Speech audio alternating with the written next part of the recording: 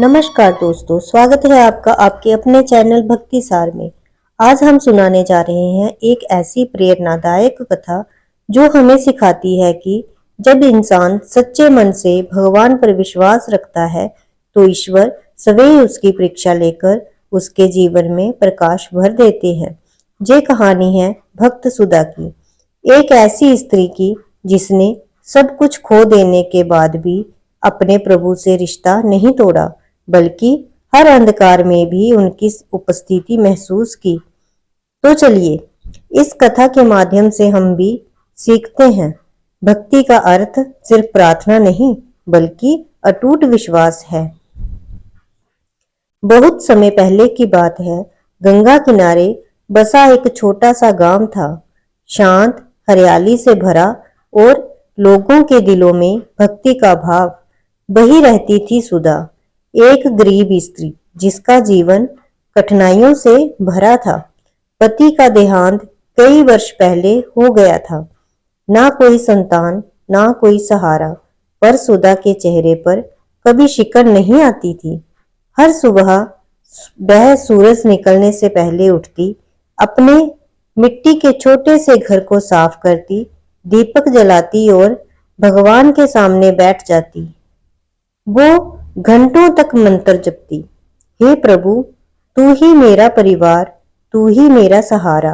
गांव वाले कहते, सुधा दिन भर भगवान के नाम में डूबी रहती है, काम करेगी तो पेट भरेगा, पूजा से नहीं। लेकिन सुधा मुस्कुराकर जवाब देती, जिसका मन भगवान में है उसका पेट भी वही भरता है। धीरे धीरे लोग उसकी आस्था को हंसी का विषय बनाने लगे, पर सुधा जानती थी भक्ति का रास्ता भीड़ का नहीं होता। वो हर शाम मंदिर में दीप जलाती, चाहे उसके पास तेल हो या ना हो। एक वर्ष ऐसा आया जब वर्षा ही नहीं हुई, नदियां सूख गई, खेत बंजर हो गए, लोग पानी के लिए भटकने लगे। भूख और भय पूरे गांव में फैल गया। सुधा के पास भी खाने को कुछ नहीं बचा। घर में बस थोड़ा सा चावल था और कुछ सूखी लकड़ियां। फिर भी वह हर दिन मंदिर जाती, दीपक जलाती और कहती, हे प्रभु, तू चाहे जो परीक्षा ले, मैं तेरा नाम नहीं छोड़ूंगी। लोगों ने ताना मारा, अब तेरा भगवान कहाँ है सुधा? तेरा दीपक भी बुझ जाएगा इस सूखे में। पर सुधा बोली, दीपक मेरा नहीं, विश्वास का है।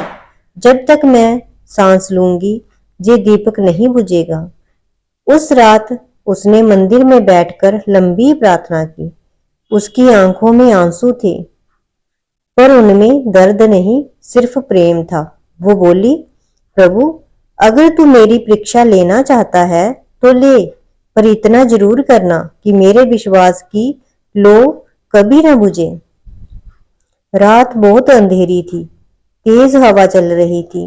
सुधा ने दीपक को दोनों हाथों से ढक रखा था ताकि वह बुझ न जाए। तभी एक वृद्ध साधु वहां आया। वह बहुत थका हुआ और भूखा लग रहा था।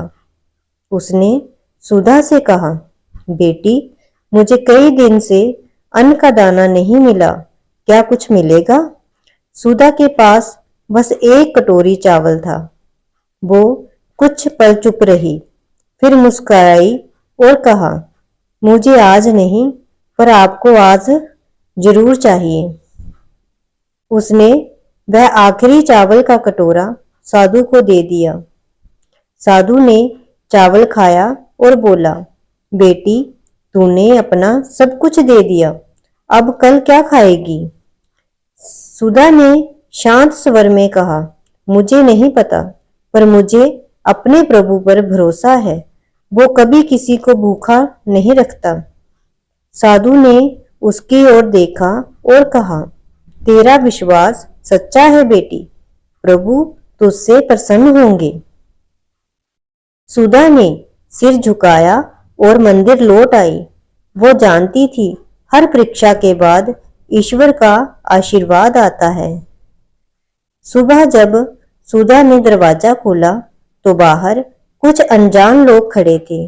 उनके हाथों में अनाज की बोरियां, कपड़े और घी के घड़े थे। उन्होंने कहा, माँ, ये सब एक साधु महात्मा के आदेश से भेजा गया है।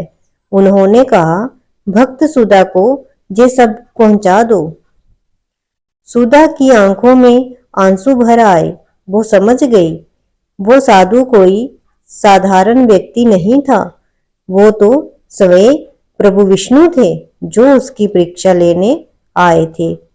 वो मंदिर पहुंची, घंटी बजाई और कहा, प्रभु, तूने फिर साबित कर दिया कि तू कभी अपने भक्तों को नहीं भूलता। उस दिन से गांव में फिर वर्षा होने लगी, खेत हरे हो गए, कुएं भर गए।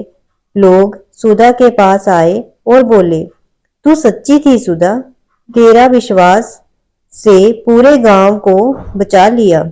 सुधा मुस्कुराई और बोली, मैं कुछ नहीं, प्रभु की दया बहुत बड़ी है।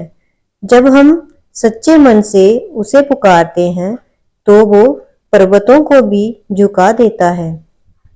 सुधा ने अपने जीवन के अंतिम दिनों में मंदिर की देखभाल का प्रण लिया। वो रोज बच्चों को सिखाती, भक्ति सिर्फ पूजा नहीं बल्कि भरोसा है। जब कोई नहीं सुनता तब भी भगवान सुनते हैं। जब कोई नहीं आता तब भी वो साथ होते हैं। गांव के लोग उसे माँ सुधा कहने लगे। हर कठिन समय में लोग उसके पास जाकर कहते, माँ, अब क्या होगा? वो मुस्कुराकर जवाब देती, बस विश्वास रखो बेटा, जहां विश्वास है वहां चमत्कार है। भक्त सुधा की कहानी हमें यही सिखाती है कि जब मन में सच्ची श्रद्धा हो तो ईश्वर स्वयं हमारे जीवन में उतर आते हैं। भक्ति का अर्थ है बिना देखे विश्वास करना, और विश्वास का अर्थ है कभी हार न मानना। अगर आपको ये प्रेरणादायक कथा अच्छी लगी हो तो कृपया लाइक करें, शेयर करें और ऐसे ही भक्ति भरे प्रसंगों के लिए हमारे चैनल भक्ति सार को सब्सक्राइब करना ना भूलें। जय श्री हरि।